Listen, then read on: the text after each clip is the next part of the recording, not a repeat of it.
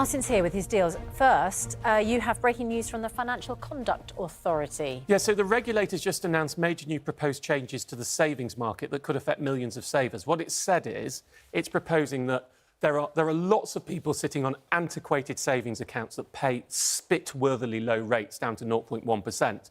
And one bank may have 30 or 40 of those old accounts. And what it's saying is, after you've had an easy access savings account for a year and it could have a bonus, then everybody in future will have to be moved on to a single easy access rate. Now, that rate could still be pants, frankly, but there'll be one rate, so it'll be easier for people to find out and easier for people like me to come on here and say, they are only paying you this much, so you need to move it.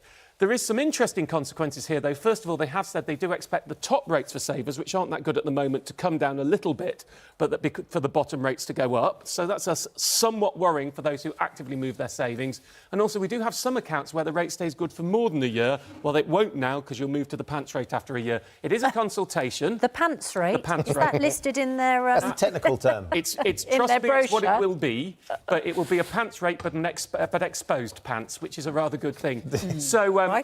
So I think it's mixed news. It is a consultation, but generally when the FCA does consultations at this point, that means it's pretty much going to happen. I'll probably be writing a response to it just for some... Do you think it's positive, though, ultimately? The idea that they're reviewing it seems to be... I think it's positive for all the people who never look after their savings and just leave them sitting somewhere, and it's negative for the people who are always on top of their savings and look after them, and that's a really interesting balance, and we're seeing more and more move that way to try and help those who don't or can't look after their money, but the cost is those who are active and aggressive and push their money...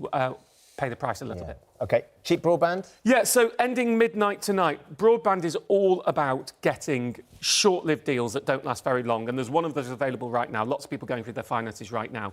So it's via the website Broadband Genie, which is a comparison site. It's the post office.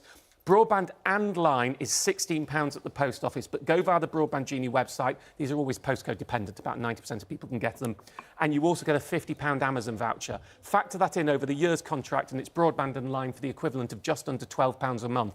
Now, if you think BT standard line rent, no broadband, is £19 a month, many people are paying 500 quid a year for their broadband. Here you're talking something that's going to cost you around 120 quid. It's hundreds of pounds savings. Or you could up it to its fibre broadband for a slightly higher price and slightly bigger Amazon voucher, equivalent of £15.50 a month. If you want to go much faster broadband, you can get 66 meg speeds with PlusNet right now. This is via a range of comparison sites. It's £25 a month, but again, from its marketing budget, you'll be paid a £75 cheque. You have to claim these things. You get the £75 cheque, factor that in over the year's contract, and it's around £22 for super fast broadband, 66 meg, which is really getting up to the speeds. So those millions of you sitting out there on old broadband contacts, you know, paying 45, 50, 60 quid a year, always times it by 12, 50 quid a month, that's 600 quid a year. You could be saving hundreds of pounds by switching. And all of those of you sitting while I'm on BT and I like BT, shh, don't tell anyone, but PlusNet is part of BT. Oh. Shall I move to the next subject? Shall we just let him enjoy his moment? He went a bit Frankie Howard on us then. Yeah, so simple as that. So go and check your broadband provider. If you're languishing on an out of contract, go and get it. Ditch and switch. OK. Some more bank bonuses. Some more ditch and switching. They're back. They were pulled off in December and then they're now back. The bank switching bonuses. You've got HSBC Advanced Pay new switches, £175. So it's got a linked regular savings account at 2.75%. Or the top customer service rated bank on the market, First Direct, pays you £100 and has a 0% overdraft for up to 250 quid in there. That you do have criteria you have to meet with HSBC. You have to pay in 1,750 quid a month. It's a bit like a salary of 26 grand going in. First Direct, you just have to pay £1,000 in once and you could take it out the next day, but you have to use their switching services. But if you're not that happy with your bank or you want to make a little bit of easy free cash, those are out there and available at the moment. They've just launched this week. I notice under your quick deals, you have free water. It's not quite free water. You've gone to the bottom one first, but we'll do it. So what I was going to say first of all... It just stood out to me. Isn't that from a tap, It's actually Martin? tap water rights is what I'm talking about. Yeah. So for those people who are doing Dry January, where can you get... What are your rights in Who a here is restaurant doing Dry January? We are. Yeah, I am. I'm doing Dry January to December because I don't drink anyway. Exactly. Same. So it's quite easy. So tap water rights. Do you know your tap water rights? When are you entitled to free tap water in a restaurant or cafe Every day? or bar? Yes, I would have thought if you ask. Yeah. No.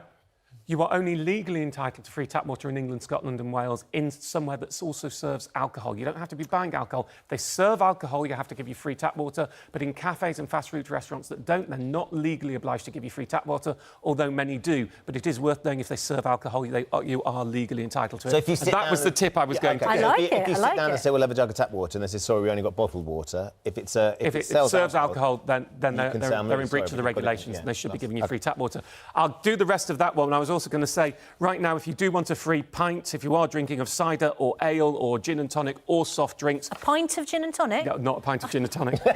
You're quite right to pick me up. You might want one, but you won't get that much. Well, you might have a pint with a lot of tonic and a small That's why amount of gin. Kate's gone dry in January. There we go. January and Anyway, it's the great British pub company that has... January. January, I sorry. can see my time ticking down. I've got some important things to say. As Kate's hair's growing, Martin's Sorry. time's There'll be ticking. a lot of trouser suits next month. The January I heard was something else if you're watching Gavin and Stacey. Yes. We'll move on from that. The Great British Pub Company has go and register on its website. It's giving away 100,000 free drinks. There's Nice. over 1,000 on that pub chain. Also talking vouchers available right now. Carluccio's has a rare 2-for-1 for £1. It doesn't normally do that. Go to its website, register. Up to 6 people eating with you can get sort of the 2-for-1. So it's basically half price. And with £16.50 mains there, that's quite a good deal. They don't have customers in January. Loads of the restaurants, so lots of vouchers available. That's the voucher stuff. The important news is the overdraft shake-up. Right. So this is going on right now. Again, regulatory change from the FCA, which says they all have to have interest rates instead of daily charges by April. And we're seeing this new 40% overdraft rate. This week, Barclays have announced on the 22nd of March its overdraft will be 35%. It's currently charging between 75p and £3 a day. Also on the 27th of March, RBS will be 39.5%. That's double the rate of a credit card, going up from 19.9% and a 6% fee. And on the 1st of April, NatWest will be charging 39.5%. These are massive shake-up. It's what my programme's about on Monday night, how to beat it, and all the other companies that have gone. So watch that, because we haven't got time to go through it now. No. I've got time for one more. Or Well, you've got the Eurostar, haven't you? Yeah, Eurostar, £58 return for tickets, 21st of January till the 4th of April. It's trial and error. There's 100,000 seats on lots of different routes, so just go in and check if you can get one. OK. And you're all stars too. Aren't we just? And in case you missed it, this is Martin's thoughts on PlusNet being part of BT. So gets him going.